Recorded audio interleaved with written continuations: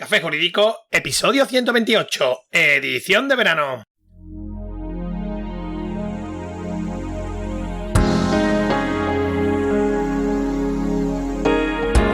Muy buenas tardes, hola de nuevo, bienvenido en este miércoles 14 de julio, mi nombre es Juanma Delgado y esto es Café Jurídico, un espacio de divulgación jurídica donde, en el tiempo que dura un café, abordaremos novedades legislativas, interpretaciones de doctrina y jurisprudencia sobre distintas temáticas, aprenderemos a manejar herramientas para la eficacia y la productividad profesional y, en definitiva, nos acercaremos de una forma amena y distendida al sector jurídico. ¿Comenzamos? Bienvenida, María Ángeles. Muy buenas tardes a todos, muy buenas tardes a ti también, Juanma. De nuevo un día más por aquí para traeros las últimas novedades legislativas del mes. Así que si te parece, comenzamos cuando quieras. Pues vamos con ello. Para comenzar, vamos a hablar de la Ley 10/2021 de 9 de julio, que regula el trabajo a distancia. Según esta ley, se considera trabajo a distancia regular todo aquel que se preste en un periodo de referencia de 3 meses, un mínimo del 30% de la jornada, es decir, un mínimo de un día y medio en una jornada habitual de 5 días, o el porcentaje proporcional equivalente en función de la duración del contrato de empleo. La legislación recoge que el teletrabajo es voluntario y reversible. Tanto por parte del trabajador como del empleador será requisito la firma del acuerdo del trabajo a distancia regulado en esta ley, que se podrá anexar a un contrato vigente o incluir en un nuevo contrato, aunque también se deja abierto a través de la negociación colectiva. Al considerarse voluntario, negarse a trabajar a distancia no será causa justificativa de despido o de la modificación de las condiciones del contrato. Este acuerdo de trabajo a distancia que deben firmar empleado y empleador debe recoger un contenido mínimo obligatorio que menciona las herramientas que se van a usar, ordenador, móvil, los gastos que se recogen por trabajar a distancia, como por ejemplo la conexión a internet, y el horario estipulado, así como el lugar de trabajo elegido por la persona trabajadora. Esto viene establecido en el artículo 7. En ese mismo acuerdo deben de recogerse las herramientas de control que pueda establecer la empresa para asegurarse de que el empleado está realizando sus labores a distancia. Los empleados en remoto tendrán los mismos derechos laborales que los que están en la oficina, salvo para los derechos que están ligados directamente a la realización de un puesto presencial. La ley también recoge que las empresas deberán de tomar medidas, especialmente en el teletrabajo, contra el acoso sexual, discriminatorio o laboral. La modificación del acuerdo de teletrabajo entre empleador y empleado deberá formalizarse por escrito tras el previo acuerdo de las partes. Tengo entendido que se van a endurecer las sanciones por parte de la Inspección de Trabajo. ¿Qué puedes indicarnos a este respecto? Pues a partir del 1 de octubre la cuantía de las sanciones de la inspección se eleva hasta el 20%, por lo que la sanción más elevada podría llegar hasta los 983.736 euros, cuando el importe más cuantioso se quedaba en 819.780 en la vigente ley. Esta ley también ha conllevado modificación de varias normas. ¿Nos puedes indicar las modificaciones más relevantes con las que nos podemos encontrar? Claro, el apartado 1 del artículo 7 y el artículo 40 del texto refundido de la Ley sobre Infracciones y Sanciones en el orden social aprobado por el Real Decreto Legislativo 5/2000. El título de la sección cuarta del capítulo 5 del título segundo del libro segundo de la Ley 36/2011, reguladora de la jurisdicción social. El artículo 13, la letra A del apartado 1 del artículo 23 y el apartado 8 del artículo 37 del texto refundido de la Ley del Estatuto de los Trabajadores, aprobado por el Real Decreto Legislativo 2/2015. La disposición final séptima de la Ley 39/2015 del Procedimiento Administrativo Común de las Administraciones Públicas, así como varias otras. Os dejamos enlace, como siempre, para que podáis ver con detalle todas estas modificaciones. Vale, ¿cuándo entra en vigor?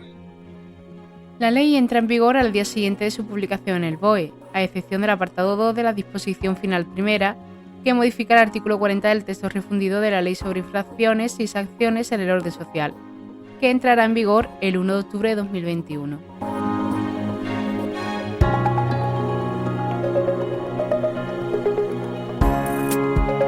Real Decreto 469/2021 de 29 de junio por el que se modifica el Real Decreto 664/2015 de 17 de julio, por el que se aprueba el Reglamento de Circulación Ferroviaria. Este reglamento tiene por objeto disponer de una normativa que permita una circulación ferroviaria segura sobre la red ferroviaria de interés general. El reglamento en su día adaptó su regulación al desarrollo del sector ferroviario, así como al desarrollo de las tecnologías de sus últimos años. Asimismo, en su apartado 8 de su disposición transitoria única, se recogía el denominado apagón del ASFA analógico, definiendo fecha límite en relación al sistema de anuncio de señales y frenado automático analógico, obligando con ello a realizar la sustitución de los equipos embarcados con el sistema ASFA analógicos aún existente en la red ferroviaria de interés general, por los correspondientes equipos embarcados con sistema ASFA digital. Con la redacción vigente, el citado apagón está pendiente de completarse para la red de ancho métrico que tiene fijada como fecha límite el 1 de julio de 2021.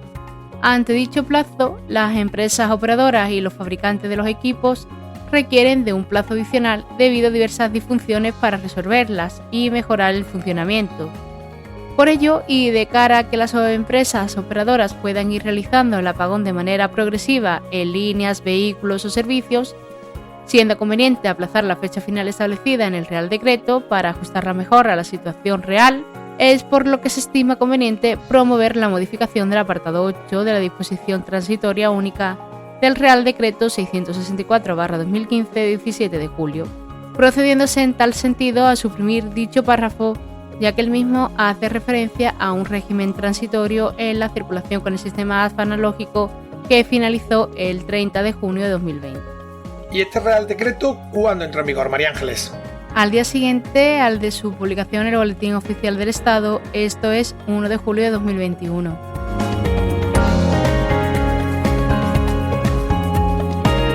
Ley 11/2021 de 9 de julio de medidas de prevención y lucha contra el fraude fiscal, de transposición de la Directiva Europea 2016/1164 del Consejo de 12 de julio de 2016, por la que se establecen normas contra las prácticas de elusión fiscal que inciden directamente en el funcionamiento del mercado interior, de modificación de diversas normas tributarias y en materia de regulación del juego.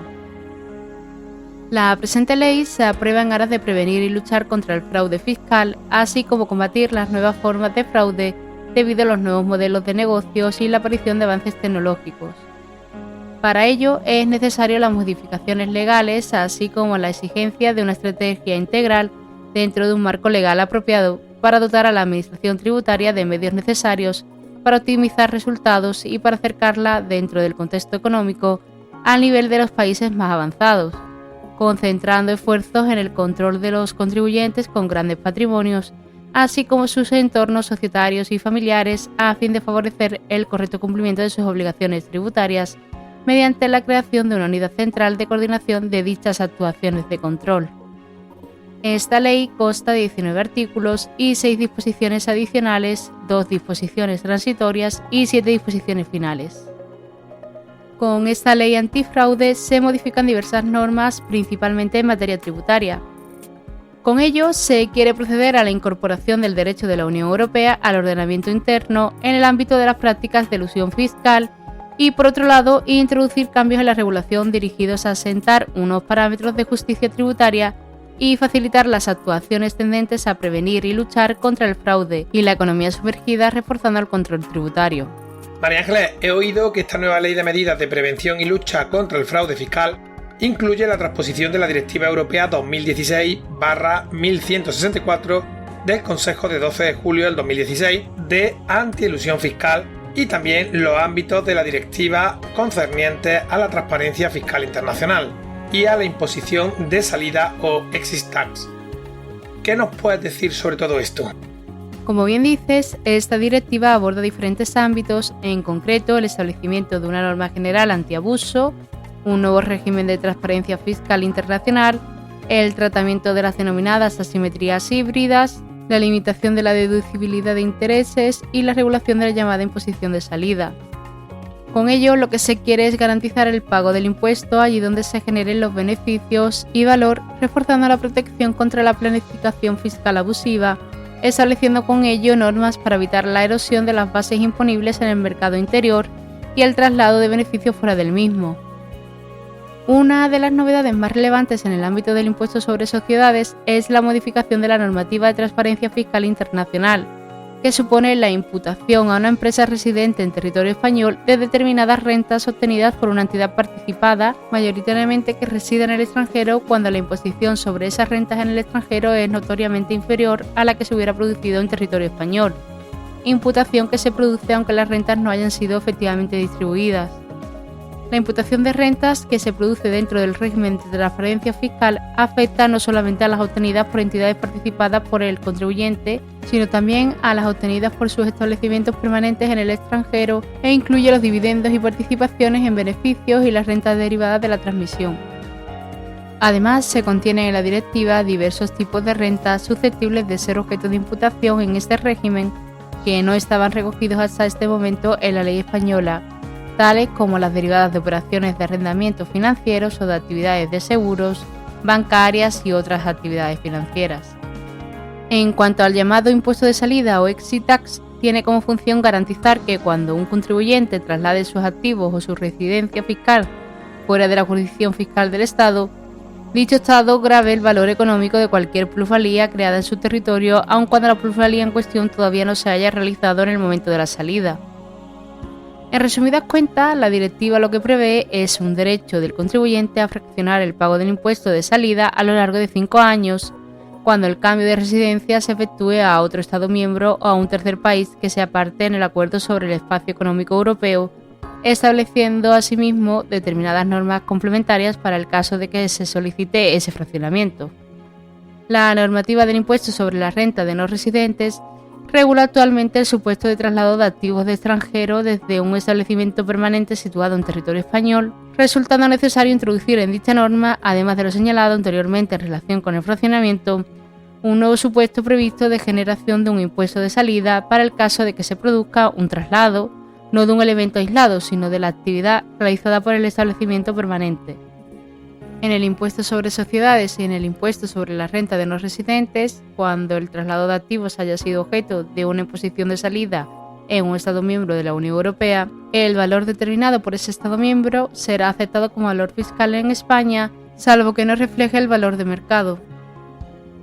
Por otro lado, con la finalidad de combatir más eficientemente el fraude fiscal, resulta necesario la sustitución del concepto de paraíso fiscal, adecuándose dicho término al de jurisdicciones no cooperativas, término usado a nivel internacional. La determinación de los países y territorios que tienen la consideración de jurisdicciones no cooperativas requiere de una autorización periódica atendiendo criterios de equidad fiscal y transparencia, identificando aquellos países y territorios caracterizados por facilitar la existencia de sociedades extraterritoriales dirigida a la atracción de beneficios sin actividad económica real, o por la existencia de baja o nula tributación, o bien por su opacidad y falta de transparencia, por la inexistencia con dicho país de normativa de asistencia mutua en materia de intercambio de información tributaria aplicable,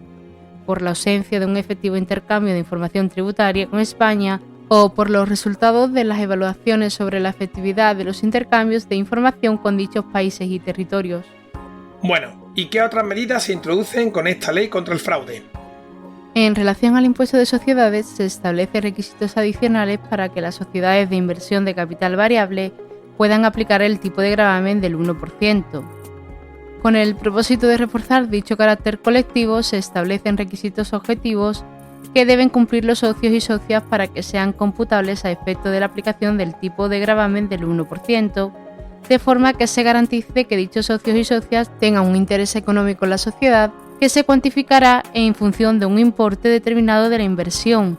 Se refuerza el control mediante el requisito de inversión mínima de 2.500 euros o de 12.500 en el caso de una sociedad por compartimentos para los socios, que como mínimo tiene que ser 100. Asimismo, las sociedades cotizadas de inversión inmobiliaria se ha aprobado que éstas tributarán al 15% por sus beneficios no distribuidos. Se modifica la Ley 35/2006 de 28 de noviembre del impuesto sobre la renta de las personas físicas y modificación parcial de las leyes de los impuestos sobre sociedades, sobre la renta de no residentes y sobre el patrimonio, con la finalidad de que el adquiriente de un bien a través de un contrato o pacto sucesorio se subrogue en el valor y fecha de adquisición que tenía dicho bien en el causante, siempre que el mismo se transmita antes del transcurso de 5 años desde la celebración del pacto sucesorio o del fallecimiento de este último si fuera anterior. Esta modificación se introduce junto con un régimen transitorio que solo será aplicable a las transmisiones de bienes efectuadas con posterioridad a la entrada en vigor de esta ley, que hubiera sido adquiridos de forma lucrativa por causa de muerte en virtud de contratos o pactos sucesorios con efectos de presente. De esta forma se impide una actualización de los valores y fechas de adquisición del elemento adquirido que provocaría una menor tributación que si el bien hubiera sido transmitido directamente a otra persona o entidad por el titular original. Se clarifica la redacción de la reducción por el arrendamiento de bienes inmuebles destinados a vivienda, de forma que la misma solo se pueda aplicar sobre el rendimiento neto positivo calculado por el contribuyente en su declaración, liquidación o autoliquidación, sin que proceda su aplicación sobre el rendimiento neto positivo calculado durante la tramitación de un procedimiento de comprobación. Se refuerza el control tributario sobre el mercado de criptodivisas, estableciendo nuevas obligaciones de información sobre la tenencia y operaciones con monedas virtuales. Concretamente, se establecen 2 nuevas obligaciones informativas referidas a la tenencia y operativa con monedas virtuales. Así, se introduce una obligación de suministro de información sobre los saldos que mantienen los titulares de monedas virtuales a cargo de quienes proporcionen servicio en nombre de otras personas o entidades, para salvaguardar claves criptográficas privadas que posibilitan la tenencia y utilización de tales monedas, incluidos los proveedores o las proveedoras de servicios de cambio de las citadas monedas, si también prestan el mencionado servicio de tenencia. Igualmente, para estas mismas personas o entidades, se establece la obligación de suministrar información acerca de las operaciones sobre monedas virtuales, adquisición, transmisión, permuta, transferencia, cobros y pagos, en las que intervengan. Esta misma obligación se extiende a quienes realicen ofertas iniciales de nuevas monedas virtuales. Corrígeme si me equivoco, pero también se introducen considerables modificaciones en la Ley General Tributaria y cambian las reglas sobre la valoración de inmuebles a efectos de diversos tributos. ¿Qué puedes decirnos sobre estos temas? Exacto, Juanma. En relación con el impuesto sobre transmisiones patrimoniales y actos jurídicos documentados, como el impuesto de sucesiones y donaciones, se modifica la base imponible del impuesto, se sustituyen las referencias de la normativa al concepto de valor real por la de valor. En general, se considerará valor de los bienes o derechos su valor de mercado. En aras de dar seguridad jurídica, para el caso de bienes inmuebles, su valor será el valor de referencia previsto en la normativa del catastro inmobiliario a la fecha de vengo del impuesto. Y en todo caso, para la determinación de la base imponible, prevalecerá el valor declarado por los interesados cuando sea superior al valor de mercado de referencia. Como regla general, se considerará valor de los bienes su valor de mercado, que se define como el precio más probable por el cual se podría vender un bien libre de cargas. El valor de mercado constituirá la base imponible del impuesto, salvo que el valor declarado sea superior. En tal caso, se tomará dicho valor. Cuando no exista valor de referencia o no pueda ser certificado por la Dirección General del Catastro, la base imponible será la mayor entre el valor declarado por los interesados y el valor de mercado, sin perjuicio de la comprobación administrativa. Esto será también aplicable al impuesto sobre el patrimonio para los inmuebles en cuya adquisición onerosa o lucrativa la base imponible haya sido el valor de referencia del catastro. Dicha reforma se hace con el objetivo de reducir la litigiosidad provocada por el valor real, concepto ambiguo. El nuevo valor de referencia no puede superar el valor de mercado, para lo que se emplean factores de minoración en su determinación, de manera que su uso como base imponible no implica un aumento de la tributación. Por otro lado, se realizarán valoraciones individualizadas teniendo en cuenta las características de cada inmueble, calidad constructiva, antigüedad, estado de conservación. Por tanto, se calculará con unas reglas técnicas justas y transparentes y se fijará por el catastro mediante un garantista procedimiento administrativo. Esto entrará en vigor el 1 de enero de 2022. Asimismo, indicar que dicho valor de referencia afectará a quienes adquieran un inmueble a partir del 1 de enero de 2022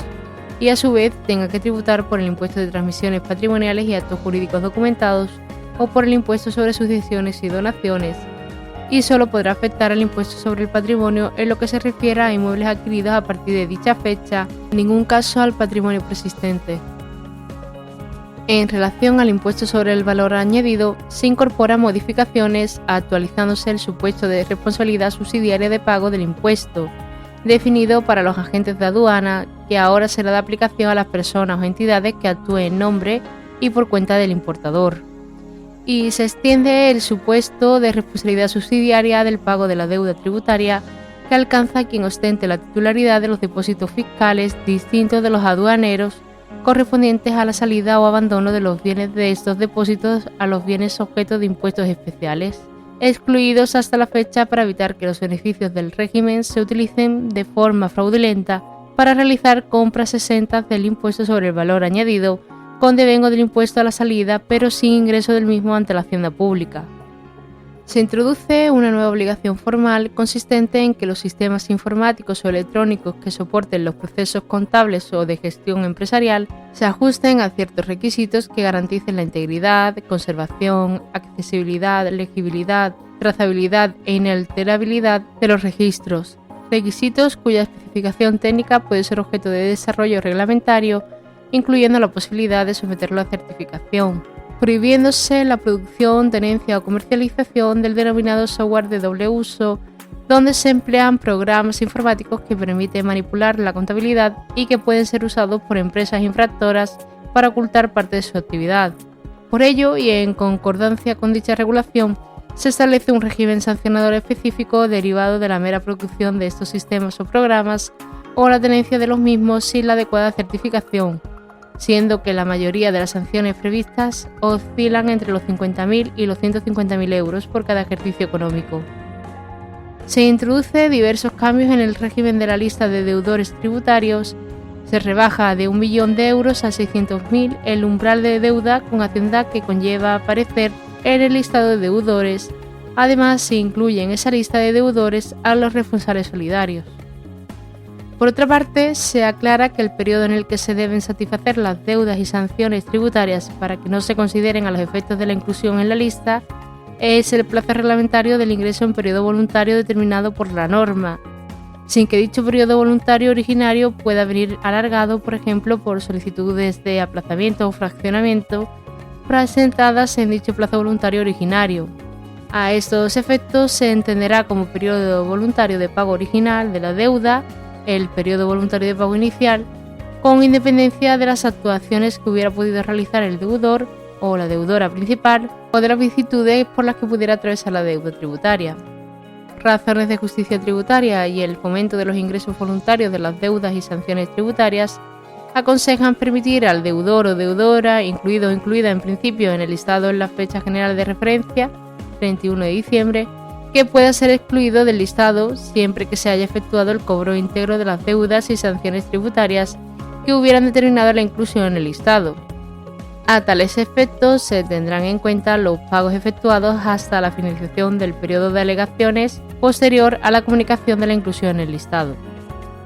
Por último, en el ámbito de dicha lista se actualizan las referencias normativas en materia de protección de datos. María Ángeles, disculpa que te interrumpa, pero con esta ley también se modifica el régimen de recargos por declaración extemporánea sin requerimiento previo, ¿no? Sí, así es. Del actual sistema de recargos del 5, 10 y 15% para los 3, 6 y 12 primeros meses de retraso respectivamente, sin interés de demora, y del 20% a partir de 12 meses, se pasa a establecer ahora un sistema de recargos crecientes del 1% por cada mes completo de retraso sin intereses de demora, hasta que haya transcurrido el periodo de 12 meses de retraso. A partir del día siguiente del transcurso de los 12 meses citados, además del devengo de recargo del 15%, comenzará el devengo de intereses de demora. Asimismo, se excepciona de dichos recargos a quien regularice una conducta tributaria que lo haya sido previamente por la Administración tributaria por el mismo concepto impositivo y circunstancias, pero por otros periodos, no habiendo sido merecedora de sanción, siempre que se regularice en un plazo de 6 meses desde la notificación de la liquidación. Se adapta la regulación de los intereses de demora para reconocer de forma expresa que no se devengarán en las devoluciones derivadas de la normativa de cada tributo y de ingresos individuos durante determinados periodos. Se introduce varios cambios en el régimen sancionador tributario, elevándose el importe mínimo de las sanciones en materia aduanera de 100 a 600 euros, en el caso de las conductas infractoras consistentes en no presentar autoliquidaciones o declaraciones o presentarlas de forma incorrecta y se produzcan en relación con la declaración sumaria de entrada regulada en el Código Aduanero. Se establece la reducción de las sanciones, siendo que se eleva la reducción de las sanciones derivadas de las actas con acuerdo al 65%. Asimismo, se eleva la reducción de las sanciones en caso de pronto pago al 40%, la reducción por conformidad se mantiene en el 30%. En relación al procedimiento sancionador, se amplía el plazo máximo para el inicio del procedimiento sancionador, incoado a partir de las liquidaciones o resoluciones dictadas en determinados procedimientos de aplicación de los tributos, que será de 6 meses. Respecto a la utilización de medios de pago en efectivo en las operaciones económicas que facilitan notablemente los comportamientos defraudatorios, se limita el pago en efectivo para determinadas operaciones económicas, de 2.500 a 1.000 euros, en el supuesto de operaciones en el que interviene un empresario o profesional. A su vez, se disminuye el límite de pago en efectivo de 15.000 a 10.000 euros en el caso de particulares con domicilio fiscal fuera de España. También se modifica la regulación del procedimiento sancionador del régimen de limitaciones de pago en efectivo con diferentes consecuencias para el supuesto de pago de la sanción en cualquier momento posterior a la propuesta de sanción, pero con carácter previo a la notificación de la resolución definitiva para reducir la conflictividad respecto de la imposición de dichas sanciones y agilizar el cumplimiento diligente del pago de las mismas. Así, se establece una reducción del 50% de la eventual sanción que se imponga con carácter análogo al régimen de reducción de multas regulado en la normativa sancionadora de tráfico. Asimismo, cuando sea necesario llevar a cabo una inspección tributaria en el domicilio de un contribuyente, la agencia tributaria deberá tener el consentimiento bien del obligado tributario, bien una autorización judicial. La solicitud de la autorización judicial para la entrada en un domicilio deberá estar justificada e incluir su finalidad, necesidad y proporcionalidad. Tanto la solicitud como la concesión de la autorización judicial podrá practicarse aún con carácter previo al inicio formal del correspondiente procedimiento. Se introducen modificaciones en la Ley Orgánica 12/1995 de 12 de diciembre de represión del contrabando, con el objeto de que, con independencia del valor de los bienes, géneros o efectos objeto de contrabando, cuando se realice una de las conductas tipificadas como contrabando y la misma no sea constitutivo de delito, dicha conducta sea tipificada como infracción administrativa. Se extiende la calificación de infracción tributaria leve la tenencia con fines comerciales de bebidas alcohólicas o de labores del tabaco que tengan marcas fiscales sin cumplir los requisitos establecidos reglamentariamente al efecto.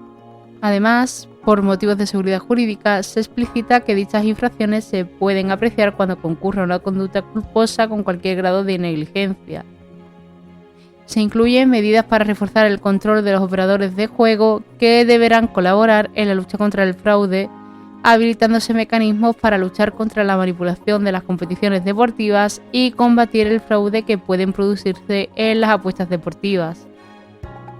Y se modifica la disposición adicional 9 del Real Decreto Ley 11/2020 de 31 de marzo, por el que se adoptan medidas urgentes complementarias en el ámbito social y económico para hacer frente al COVID-19,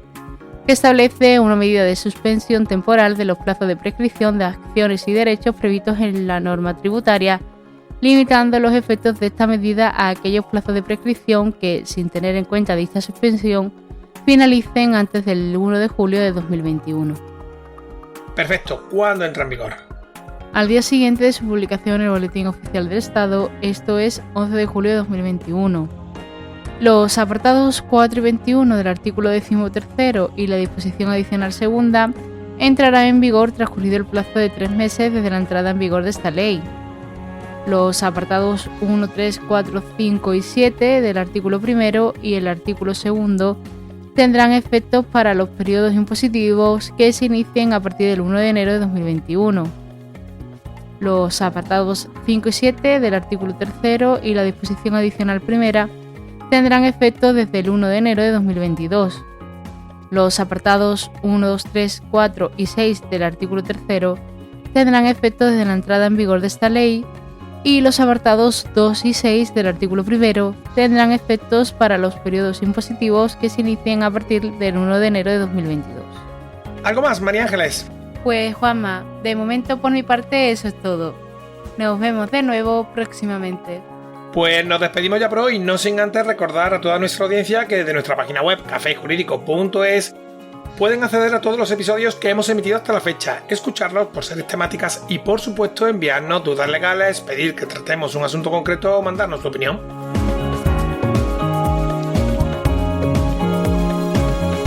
Recordar que también es posible seguirnos y escucharnos en las principales plataformas del sector: iTunes, iVoox, Spotify, Spreaker, Google Podcast, Deezer, Amazon Music, YouTube y así hasta más de 35.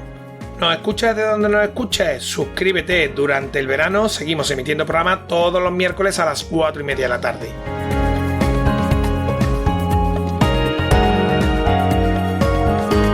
Como siempre, muchas gracias por tu tiempo. No te olvides que tenemos una nueva cita en 7 días, donde, un día más, acompañados de un café, nos acercaremos de una forma amena y distendida a las novedades y cuestiones del sector jurídico. Entre tanto, a cuidarse mucho, disfrutar de las vacaciones y adiós.